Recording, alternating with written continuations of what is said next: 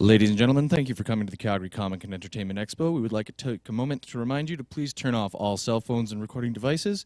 If you get a chance, please fill out one of our feedback surveys available upon your exit from one of our volunteers. Thank you, ladies and gentlemen, and please enjoy your panel.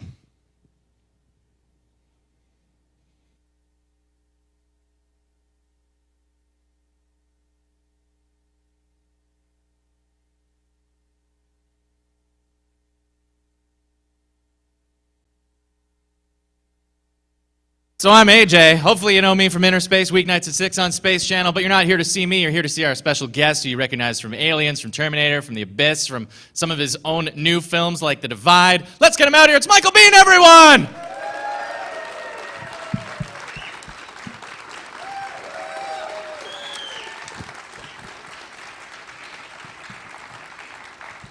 Hello, thank you. Thank you very much. Thank you, thank you.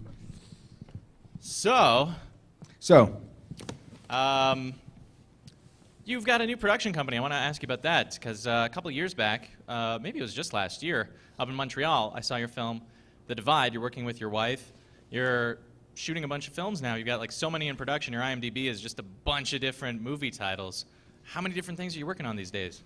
Well, actually, I did The Divide. That was not... sorry, the Victim is your Victim. film. You were in The Divide. Excuse me. But The Divide was something that Xavier Jens directed, and he gave me the idea that I could shoot day for night, which means basically you can shoot all day long and then work with the cameras and in post and make it look like night. And I worked with Robert Rodriguez on the Grindhouse movies, and I thought like it might be fun to do like a little Grindhouse movie, I made this movie for about $100,000, and the Terminator cost $7 million, and that was 30 years ago. But it really worked out really well for us, and I wrote it in 2 weeks. We shot it in 12 days, but Anchor Bay picked it up, and like it's in all the video stores. Well, now there's no video stores left, but on pay-per-view and like Walmart and all those places. Yeah. And since it did so well, we thought I like kind of being my own boss. That's always nice. And so we decided to make a few more. So we've got about, I think we have about 6, and that are in different stages of shooting. We're getting ready to shoot 3 more by the end of the summer. Wow. I'll be in one of those. That one is called Fembot, which is basically about a female robot. And, they're all kind of just these 10 and 12-day shoots. And a lot of them are like new young people, young directors come to me with ideas and Right. stories, and they want to make their movies. And I have a financier who's, happy to give me a little bit of money to give to these guys to make their movies. So... I'm in some of them, Jen's in some of them, and really Jennifer really runs the business. Well, I mean, she could come in any time. She's over in Germany right now. Just got back from Germany, and I heard she was on her way to probably go to the hotel first, but she just got back. She was here, and then she went to Germany, and then she came back, and she basically is the company. She's a machine. Basically, that's all they'd really need is like a cutout cardboard Michael Biehn sitting, behind the monitors, and it would all work because of her. I really have to give her all the credit for the company. She's a very motivated lady. She's Very, nice. very. Before we go to the floor for some questions, I got to ask you this one thing. I was realizing, I read this online, and it's totally true. In James Cameron's films, he's got an obsession with your hand getting bitten. What's up with that? Does it happen? Well, I think that you'd have to ask James about that. I think that was just, I don't think that in The Abyss my hand gets bitten, and No? I don't think so. But that it gets bit in Linda bites it, and Terminator. Newt bites it, and Yeah. so I think it was just a little coincidence. Oh, okay. Yeah.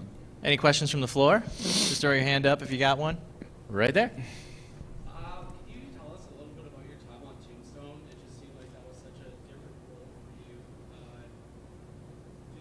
Yeah, we shot Tombstone in Tucson. If you look at it, it has got an incredible cast. It's just the cast is unbelievable. Bill Paxton's here; he was in it, and but Kurt Russell and Val Kilmer and Billy Zane, and I mean it just goes. Billy Bob Thornton had a small role in it. It just goes on and on and on. That cast was just unbelievable. It was a very. I had a lot of fun doing it because I really. My agents called me up and they said, "I'm going to send you this script and see if you want to go meet the director." And I read the script and they said, "Do you want to meet on it?" And I said, "Yes." And they said, "Who would you like to play?" Because I knew Kurt Russell was playing Wyatt Earp, and Doc Holliday is definitely who I wanted to play. That was the next best role, I thought. And they said, "Well, it looks like Val Kilmer's going to get that role. Do you have any other characters that you'd be interested in?" And I said, "Johnny Ringo." And so it was a very interesting movie in the fact that it was shot in and around Tucson. There's an old western town that used to do westerns in called Mescal, which is outside of Tucson, about 30 minutes, 35 minutes, just an old western town, and storefronts and stuff like that. And they went out there and fixed it up and stuff. And we shot on it for about 4 weeks. We'd been shooting, and the director, who's no longer with us, Kevin Jarre, wrote it, and he was he wanted it his way, exactly his way.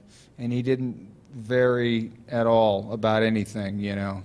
Costumes, the horses, I mean everything, you know, the wardrobe, the dialogue, and he was so rigid, and he's a great writer. He was a great writer. It was a great script. It was a 130-page script, so it should have been like 2 hours and 10 or 15 minutes long, but he wanted to shoot it the old-fashioned way, like they used to do it in the old days with these big wide shots, and Disney was very unhappy with that.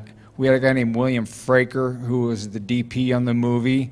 He'd won Academy Awards, 3 or 4 Academy Awards, and he was just kind of livid that he was, you know, setting up these master shots. And so Kurt and Val didn't get along with him very well.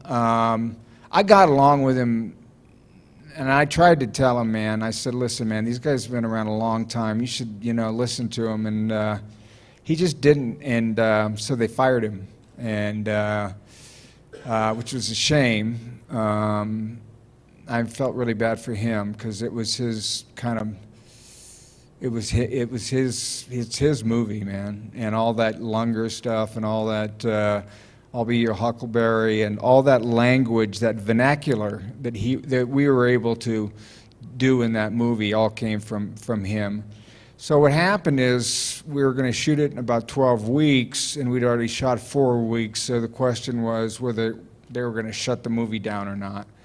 And I think Kurt got together with the Disney people, and they decided they'd bring in a director named George Cosmatos.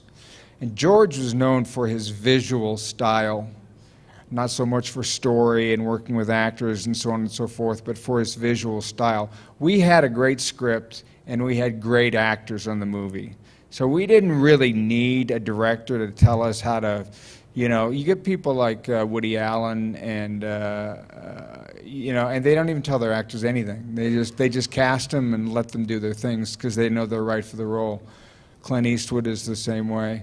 So anyway, they brought in George Cosmatos, and they needed to cut that script from 130 pages down to about 100 pages. So Kurt and mostly a guy by the name of Jim Jacks. Jim died about 6 weeks ago. Fantastic guy. They got together, and they had to cut a lot of the movie down and a lot of the parts down. And it was difficult for a lot of actors because they lost a lot of their scenes. I will say also about that movie that that movie bears nothing like what really happened. at the shootout at the OK Corral. The winners, spoils go to the winners, you know. The Earps were a bunch of assholes. You know, they were not any heroes. Johnny Ringo never shot any priest ever. Johnny Ringo never shot anybody. Johnny Ringo was not, the thing that he was known for more than anything else was calling out Wyatt Earp on the streets and challenging him to a gunfight in which Wyatt Earp declined. And so that was what he was kind of known for, other than being around drunk all the time, seemed to be very smart, read a lot of books. He obviously knew Latin and so on and so forth. But, you know, the way they portrayed the cowboys and the way they portrayed the brothers is just, it was a much, much grayer area. And so at the shootout at OK Corral, these three guys basically had 3 6 guns between them, and they each had 5 bullets in it because they didn't carry the 6th bullet in their revolvers because they were afraid if they dropped it that one would go off. So they had 15 bullets, and the Earps went down.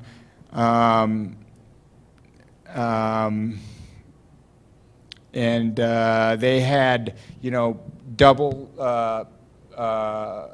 pistols, and 45s or whatever they were, Colts, and all 4 of them had double Colts, and Doc Holliday had a shotgun. I'm sure if Bill Paxton was here, he would be telling the other side of this story, you know. But you know, they went down there and just massacred these guys. And so there was an inquiry, really, about whether they were going to go to trial or not for murder. If you look at the history and you read the history on it, the Earps came this close to going on trial for murder, and that they decided not to try them. But Johnny Ringo was not killed by Doc Holliday. He was found at an old oak tree, and I think that he just died of alcoholism or died of a heart attack or something like that. They found him, something was funny about his boots were upside down or something odd was going on. But the movie was that's what the director really wanted to do, was make this gray movie about, like, you know, kind of like, you know, not so much good guys and bad guys, which doesn't sell as well with audiences. So Disney was smart, and what they did is they, you know, brought out a priest, and that was one of the rewrites, and, you know, had me shoot him in the head at the beginning of the movie so we knew who the bad guy was and who the bad people were. And they made it a good guys and bad guys story. And so it was also very, very not acclaimed at the time. It's funny how I look on IMDb and I see things like the Terminator, like Aliens, like but especially like Tombstone, where like all of a sudden it's like got 100 by everybody, and I don't know. At the time, it didn't get good reviews. It got okay reviews, but didn't get great reviews. Didn't make any money. It broke even. It cost about $60 million to make, and it made about 60. Now 20 years later, they're still showing it on TV. They're still showing it. Now I'm sure it's in you know, some major profits now, but it was not a huge hit at the time.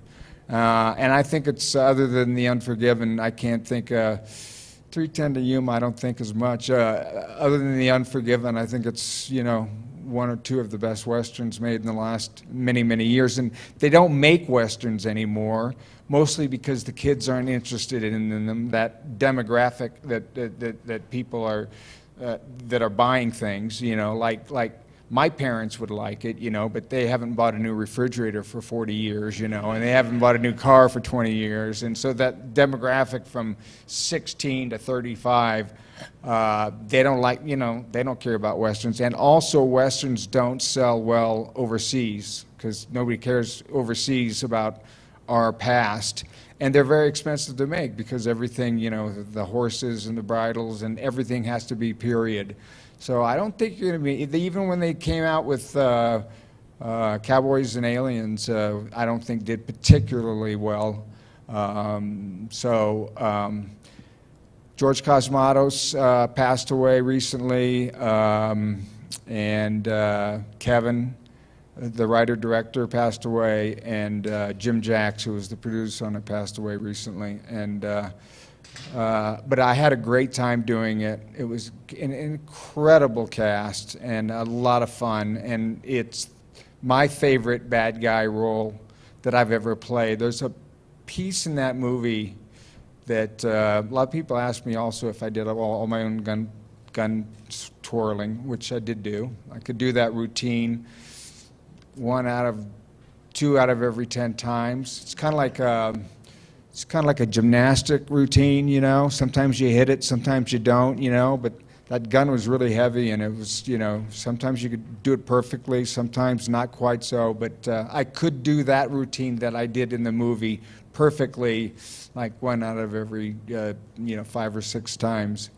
And let me see, what else? That is kind of the story of Tombstone. I mean, it's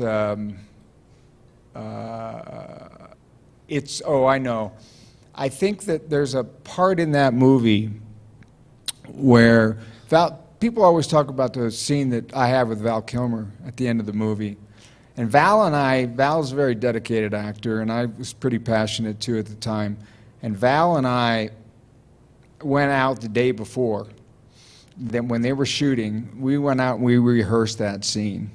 And we decided that we were not going to be like every gunfight you'd ever seen in the past, where he was standing, 20 feet away and I was standing 20 feet away.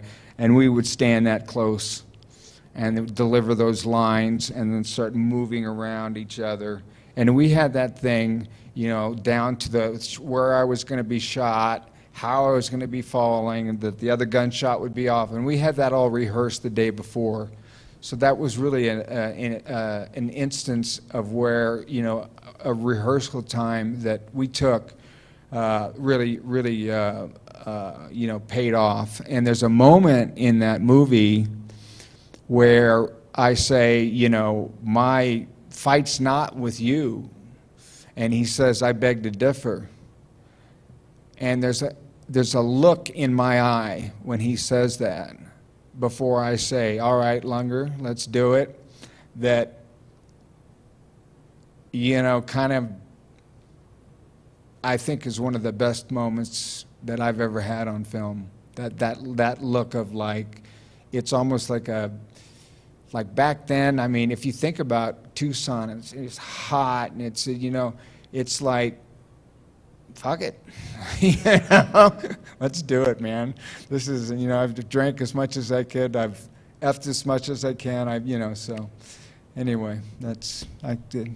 You don't have to moderate much when I have They're fascinating stories, and unfortunately, we only got about time for one more. So, any questions from the crowd? Right up there. I just wanted to ask about what it was like working on the Alien set, and what was the most fun shoot that you did on that set? Well, both the one that we were just talking about was a lot of fun, because I kind of took Johnny. Johnny was on and off the set. I kind of played Johnny Ringo on that movie, and so I had a lot of fun off the set too. But Aliens was a great time. We shot it over in London. The interesting thing about Aliens is that I was not cast in that role. I'd worked with Jim Cameron on the Terminator, and there was another actor named James Remar, and Remar got into some sort of problems, had some trouble, some creative differences or like that, and he got replaced. And I was actually sitting at home, and I was a little upset actually that Jim wouldn't even see me for any of the roles. And I was sitting at home on a Friday, and I got a call from Gail Hurd, and Gail called, and she said, is your passport up to date? And I said, yes. And she said, can you be here Monday morning to play Hicks? And I said, yes. And so all those other actors had been there for like 3 weeks rehearsing. They're like marching and all that bullshit that they, rehearsals and stuff, And I got to slip right in. They'd shot a day or two already. The only thing that kind of bothered me was I had to wear, all the actors got to make their own nameplates. So if you look at the nameplates, they're all designed by the actor who played the character. And Remar had a heart that was right where his heart was, and he had like a little arrow through it or whatever. It was red, and the rest of it was like, and I always thought that looked like a fucking bullseye, I didn't think that was a very good idea, but we all were. We all had a great time shooting that because Jim's the Terminator was very successful. We had a little trouble with the English crew. They weren't used to working as hard as Jim expected us all to work. But everybody knew, I think, that we were working on something special because of the script and because of Jim and because of Sigourney. And, we shot it at, I can't think of the name of the studios now, but they're the most famous, which one? Pinewood, yeah, Pinewood Studios. And most famous studios, and they were shooting Revolution, which is Al Pacino, which is not one of his better ones. Val Kilmer was there shooting something. They were shooting Little Shop of Horrors there. And, and we had our cast. Also, they were shooting, this is an interesting thing,